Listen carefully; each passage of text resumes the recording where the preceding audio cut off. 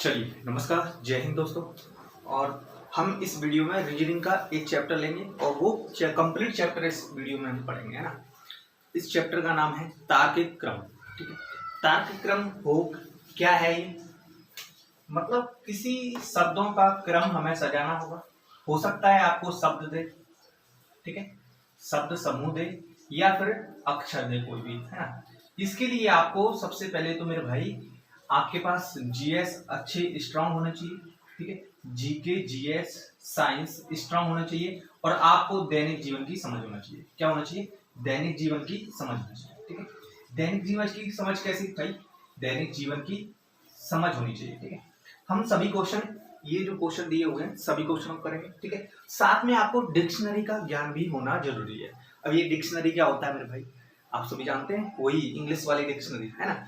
इनका ज्ञान जिस दिन हो गया आपको, उस दिन इस चैप्टर से एक भी क्वेश्चन आपसे नहीं बचेगा, है ना।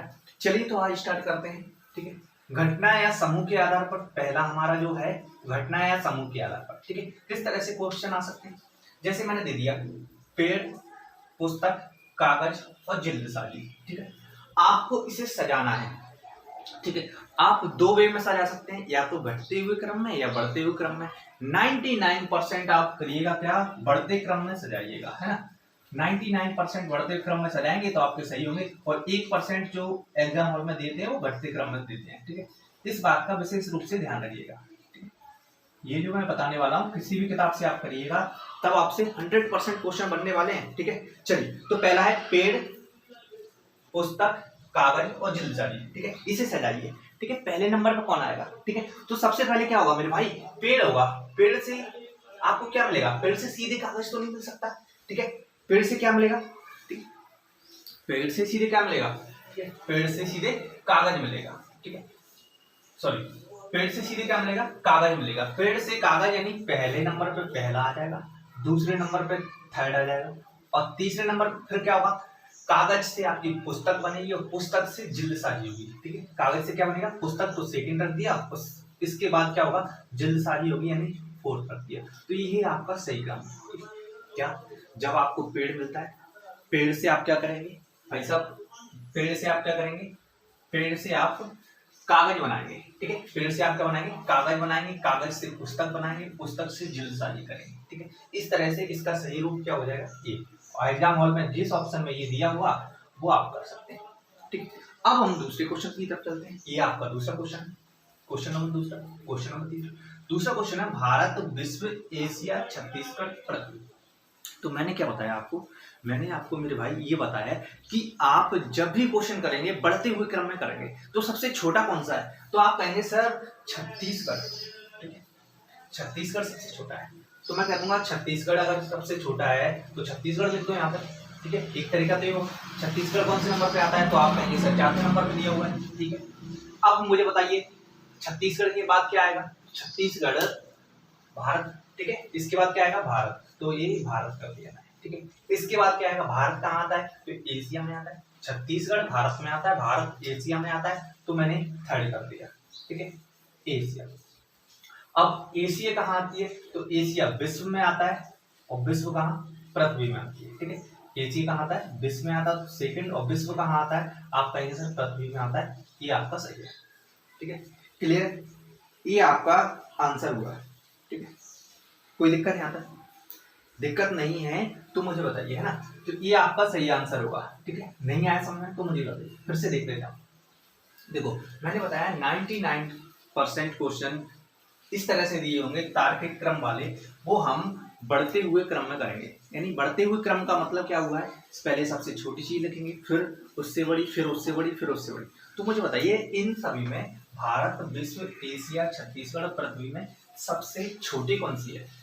सबसे छोटी से मतलब ये नहीं है, सबसे छोटी से मतलब है कौन कहाँ आता है? तो छत्तीसगढ़ है सबसे छोटा, ठीक है। छत्तीसगढ़ भारत का हिस्सा है, भारत का एक राज्य है, तो छत्तीसगढ़ में लिख दिया, यानी पहले ही नंबर पे फोर्थ। अब ऑप्शन के हिसाब से स्मार्ट वर्क भी करेंगे। स्मार्ट वर्क कैसे करना मेरे भाई? स्मार्ट वर्क से मतलब है कि हमें देखना है, ऑप्शन का सहारा लेके भी करना है, जिससे कि 2 या 3 सेकंड लगे और हमारा ऑप्शन आ जाए, ठीक है। जैसे अगर आपसे दिया होता है फोर्थ नंबर पहला दिया होगा, अब पहले नंबर पे फर्स्ट दिया होता तो इसे तो हम काट देते। अगर यहाँ पर पहले नंबर पे थर्ड दिया होता तो इसे हम काट देते। अगर दूसरा फोर्थ, तो इसमें से या इसमें से हो सकता था, समझ गए ना आप। तो हमें स्मार्ट वर्क भी करना है जिससे कि हमारा सही रहे। चलिए क्लियर है। तो छत्तीसगढ़ इसमें आता है, भारत में आता है, इसलिए हमने फोर्थ के बाद फर्स्ट लिखा। फर्स्ट के बाद भारत कहाँ आता है, भारत आता है आपका कहाँ पे, भारत एशिया में आता है, ठीक है। और एशिया इसलिए थर्ड लिखा। एशिया कहाँ आता है, विश्व में आता है, ठीक है। तो विश्व लिखा हमें, विश्व के बाद क्या आएगा, सबसे पृथ्वी, यानी पृथ्वी पे ही तो आते हैं। विश्व से मतलब यहाँ पे है कि सातों जो हमारे महाद्वीप है उनसे। क्लियर है, चलिए समझ में आ गया आपको। चलिए ये जो क्वेश्चन है आपको कंप्यूटर में मिलेगा, अगला थर्ड क्वेश्चन, इसको आपको बताना है, ठीक है। फिर पहले बिट होता है, बाइट होता है, या फिर किलो बाइट होता है, केबी, एमबी, जीबी, टीबी, जो भी है आप करेंगे, ठीक है।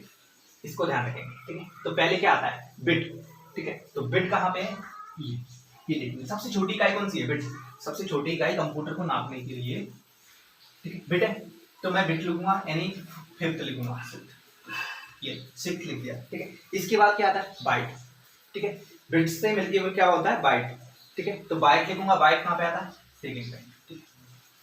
अब मुझे बताइए, अब अगला कौन सा आएगा, अगला आएगा सर बिट बाइट के बाद केबी आता है, केबी के बाद एमबी आता है, एमबी के बाद जीबी आता है, और जीबी के बाद टीबी आता है, ये आप जानते हैं, ठीक है। तो ये लिख दिया मैंने, बिट बाइट फिर केबी, केबी कौन सा है, फर्स्ट पे, तो फर्स्ट लिखूंगा।